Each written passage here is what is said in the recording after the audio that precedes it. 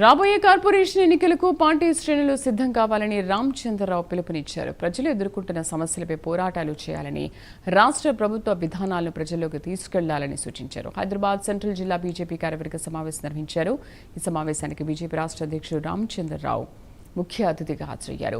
మాజీ ఎమ్మెల్యే చింతల రామచంద్రారెడ్డి, సెంట్రల్ జిల్లా అధ్యక్షుడు లంకల దీపక్ రెడ్డి, పలువురు జిల్లా నేతలు పాల్గొన్నారు. బీఆర్ఎస్ పాలనలో జరిగిన అవినీతి తప్పిదాల కారణంగానే కాంగ్రెస్ అధికారంలోకి వచ్చిందని ఆయన విమర్శించారు. కాంగ్రెస్ ఇచ్చిన హామీలు అమలు కాలేదని ఆరోపిస్తూ ఉద్యోగాల కల్పనపై ప్రశ్నలు సంధించారు.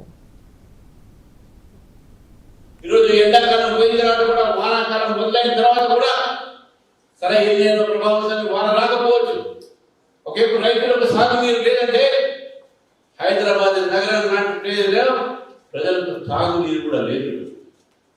తాగునీరు లేకుండా హైదరాబాద్ నగరం అనేక ప్రాంతాల్లో ట్యాంకర్ల నీళ్లు తెచ్చుకుంటున్నారు. అనేక ప్రాంతాల్లో ట్యాంకర్ల మీద ఈరోజు దోపిడీ జరుగుతూ ఉన్నది. ట్యాంకర్ల పేరు మీద అవినీతి జరుగుతూ ఉన్నది.